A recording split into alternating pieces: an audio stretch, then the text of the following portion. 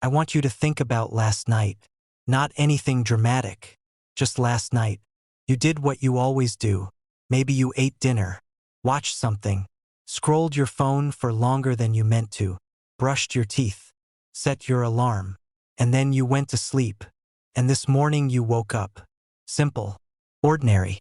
The most unremarkable thing a human being does every single day of their life. Now I want you to imagine that you didn't. Not that you died in your sleep, though that is part of what we are going to talk about today. But something stranger than that. Something that sits in a category that medicine and science have been circling for decades without ever quite landing on an explanation that closes the case. Imagine that you went to sleep, and you simply did not come back. Not dead. Not in a coma in the clinical sense. Breathing. Heart beating. Alive by every basic measure. But gone. Somewhere else entirely. Somewhere that no one who has ever gone there has been able to describe, because describing it would require waking up. And waking up is the one thing they could not do. Now imagine that happening to an entire family. On the same night. In the same house. All of them going to bed the way they always did. All of them closing their eyes. All of them not opening them again. This is not something I invented. This is not a premise for a horror film. This is a documented case. And when you go through the records, the medical reports, the witness accounts, the investigations that followed, you walk away with one very uncomfortable feeling. That we do not understand sleep as well as we think we do. And that whatever lives in the space between closing your eyes and opening them again is not as safe as we have always assumed. My name is The Curious Archive. This is mysterious and documented. Let's talk about a family that went to sleep and never woke up. Before anything else, I want you to know who these people were, because I think that matters more in this case than in almost any other story we have covered on this channel. Episode 1 was about a town. Episode 2 was about a keeper alone at the edge of the world. Episode 3 was about a road most people will never find. This episode is about a dinner table, a living room, a set of bedrooms at the end of a hallway, the most familiar geography in the world. This was a family like any other family. Parents, children, the particular rhythm of a household that has developed over years of living together. Who makes the coffee in the morning, whose shoes are always left by the wrong door, which child needs an extra 5 minutes of coaxing to get out of bed. They had routines. They had inside jokes. They had the particular texture of a shared life that only the people inside it fully understand. By every account from people who knew them, neighbors, colleagues, friends, there was nothing unusual about this family. Nothing that would have made you look twice if you passed them on the street or sat next to them at a school event. They were ordinary, and I mean that in the best possible way. The kind of ordinary that is actually quite precious when you think about it. The kind of ordinary that most people are quietly trying to build and maintain. A home, a routine, people to come back to at the end of the day. They had all of that. And then one night they went to sleep. The evening before it happened was, by every reconstruction that investigators were later able to put together, completely normal. There was no argument, no illness that anyone had noticed, no indication that anything was wrong or about to go wrong. Dinner was made. The kitchen was cleaned up afterward. This detail came from the state in which the house was found. Dishes washed. Leftovers put away. The ordinary choreography of an ordinary evening. The children went to bed at their usual times. The parents stayed up a little later, as parents do. The lights in the house went off one by one. The last light, in the master bedroom, went off at a time consistent with their normal routine. And then the house was dark and quiet. And that, as far as anyone can establish, is the last normal moment this family ever had. The discovery happened the next day. Not because anyone had broken in. Not because there was any sign of disturbance from the outside. The house looked exactly as it always looked on a normal morning. But the family did not appear. And in the particular way that communities work, the specific network of small daily interactions that make up a neighborhood, their absence was noticed. A child who always walked to school with a neighbor's child did not appear at the usual time. A parent who always left for work at a consistent hour did not leave. Small absences. The kind that might mean nothing on their own but that together add up to something wrong. Someone went to check. They knocked. No answer. They knocked again. Nothing. They tried the door. It was unlocked. And here, as with every case we have covered on this channel, is where the story pivots. Where the ordinary becomes something else entirely. The house was still. The kind of still that a house is in the middle of the night when everyone is deeply asleep. But it was morning. Past the time when this family would normally be moving, making noise, filling the space with the sounds of people starting their day. The person who entered called out. Nothing. They moved through the house. The kitchen was clean. The dishes from the previous night were washed and stacked. The leftovers were in the refrigerator. Everything consistent with an evening that had ended normally. They went to the children's rooms first and found them in their beds, eyes closed, breathing slowly, shallowly, but breathing. Alive, unreachable. They could not be woken. Not by sound, not by touch, not by anything the person who found them tried in those first desperate minutes before help arrived. The children lay in their beds with the specific stillness of people in deep sleep. Not the stillness of unconsciousness or illness, or at least not obviously so. They looked peaceful. They looked like children sleeping. But they were somewhere else. The parents were found the same way. In their bed. Together. Breathing. Eyes closed. Alive and completely, absolutely unreachable. An entire family. 5 people. All of them in the same state. All of them crossed over into wherever sleep goes when it doesn't come back. In the same house. On the same night. Without warning.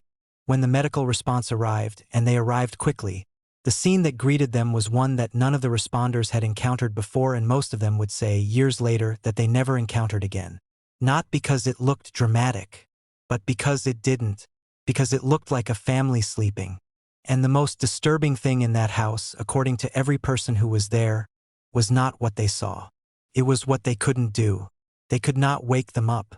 I want to spend some time here on the medical side of this case, because I think it is where the story gets genuinely, deeply strange.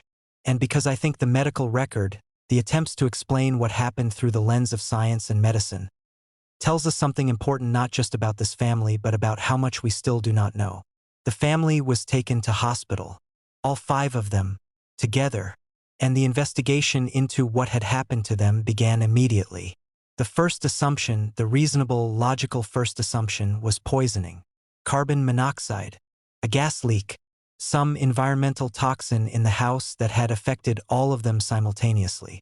This is the explanation that fits. It accounts for the simultaneous onset. It accounts for the fact that all 5 people in the same enclosed space were affected in the same way at the same time. The house was tested thoroughly for carbon monoxide, for gas leaks, for every environmental contaminant that testing could identify. Nothing. The air in that house was clean.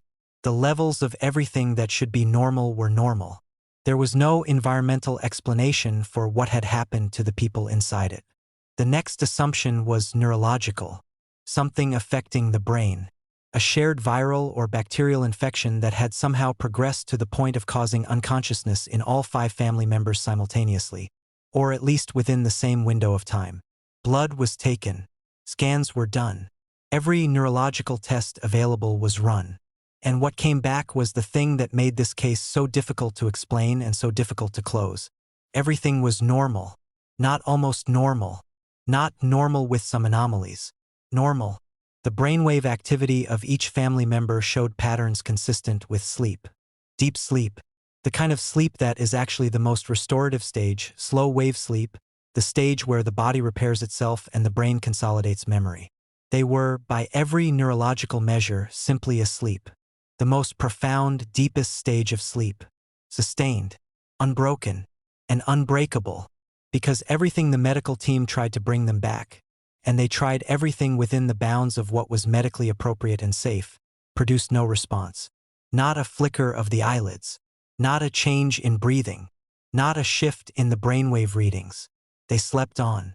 One of the doctors who worked this case gave an account years later, after the case had been formally closed without resolution, and the detail he kept coming back to was the brainwave readings. He said, and I want to be precise here because this is important, that in his years of practice he had never seen brainwave activity that looked so healthy in a patient who could not be woken. That there was something almost beautiful about the readings. Something that looked less like a disorder and more like an optimization. Like the brain had found a state it preferred. And decided to stay there. I should tell you what happened to the family. Because this story does not end in the hospital. They woke up. Not all at once. Not dramatically.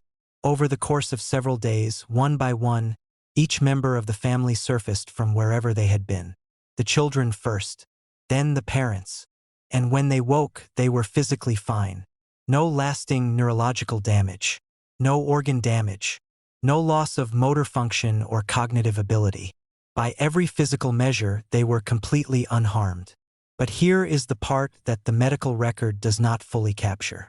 The part that came out in the interviews and the follow-up accounts in the weeks and months after. None of them remembered anything.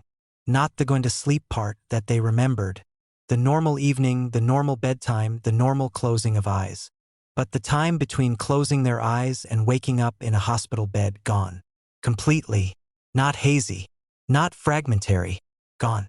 For each of them it was as if no time had passed at all. They closed their eyes at home and opened them in a hospital. The days in between did not exist for them. In the interviews, each family member was asked the same question independently of the others. Did you dream? And the answers were the same. No. Not. I don't remember my dreams. Not. I might have dreamed, but I can't recall it. No. Clear, certain, immediate no. Not darkness. Not nothing. Just no. As if the question itself didn't quite apply. As if whatever state they had been in was not the kind of state where dreaming happens. Not the kind of state where anything happens. One of the children, one of the older ones, old enough to articulate it, said something in their interview that has stayed with me since I first read it. They said it felt like being somewhere that didn't have a name. They said they weren't asleep. They weren't awake. They weren't anywhere they could describe. They said, and I want to read this as close to exactly as it was recorded as I can. They said it felt like being in the space between one heartbeat and the next. Except the next heartbeat took a very long time to come. I have read a lot of accounts in putting this channel together. A lot of people trying to describe things that language wasn't built to describe. That one is the one I keep coming back to. The space between one heartbeat and the next. So what happened to this family? I want to be honest with you. This is the case on this channel so far where I feel the theories are least satisfying. Where the gap between what we know and what we can explain is widest. But let's go through them. The first theory is a medical event we don't yet have a name for. Medicine is not complete. We like to think it is. We like to think that if something happens to a human body, medicine either knows what it is or can find out. But that is not true. There are conditions that exist at the very edge of medical understanding. Conditions that are documented, that have happened to real people, but that do not yet fit neatly into any diagnostic category. Sleep medicine in particular is a field that is younger than most people realize and stranger than most people know. The things that can happen to a human being in sleep, the neurological events, the shifts in consciousness, the places the brain can go, are not fully mapped. It is possible that this family experienced a collective neurological event of a type that had never been documented before and has not been cleanly documented since. Something in the environment of that house, something that testing did not catch, something we may not yet have the tools to detect, that triggered a simultaneous descent into a state of sleep so deep it temporarily severed the normal mechanisms of waking. This is the most scientifically conservative explanation, and it is not impossible. But it leaves a great deal unexplained. The clean medical readings, the total absence of any environmental cause, the complete lack of any memory from any family member, and above all, the child's account, the space between one heartbeat and the next. That is not a description of a medical event. That is a description of somewhere. The second theory is psychological, a shared trauma response. There is a documented phenomenon called mass psychogenic illness. Groups of people, families, communities, classrooms, who share a psychological response to stress or trauma that manifests in physical symptoms. It is real. It is documented. It is more common than most people realize. Could this family have experienced a collective psychological event so powerful that it drove all five of them into a state of profound unconsciousness? Could shared stress, shared fear, shared something have produced this? It is a stretch. Mass psychogenic illness typically produces symptoms like fainting, tremors, hyperventilation, not a sustained days-long state of deep sleep with perfectly normal brainwave activity. And there was no identified trauma or stressor in this family's life at the time. But it is a theory, and it is one that at least operates within the boundaries of things we know can happen.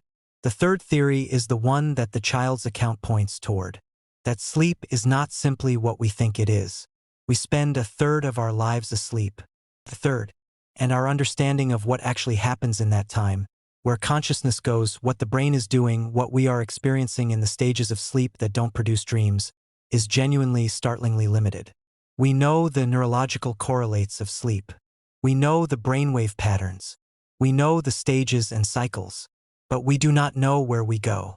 We do not know what sleep is at its deepest level. We do not know what the space is that the mind occupies during the hours when the body is still and the eyes are closed and the world continues without us. And what if, in this family, on this night, something about the conditions they were in sent them somewhere in that space that was further than sleep normally goes? Further than the brain can normally reach and still find its way back easily? What if sleep has depths that most of us never reach? And what if this family, somehow, reached one of them? They came back. That is the important thing. They came back whole and unharmed. But they came back from somewhere they couldn't name. And nowhere in the medical record, nowhere in the investigation, nowhere in any of the follow-up accounts, does anyone offer a convincing explanation of where that somewhere was. And then there is the fourth theory, the simplest one, the one that requires no new science and no extraordinary assumptions. That sleep is a door.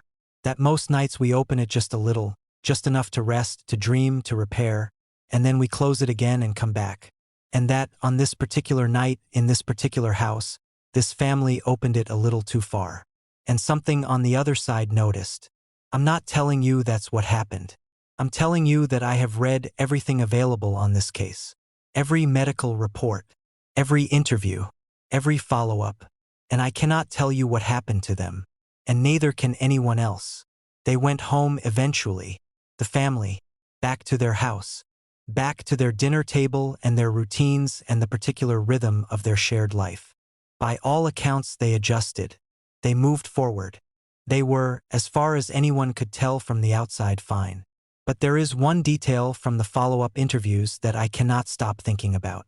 Each member of the family, independently, without knowing the others, had said the same thing, reported the same change after coming home.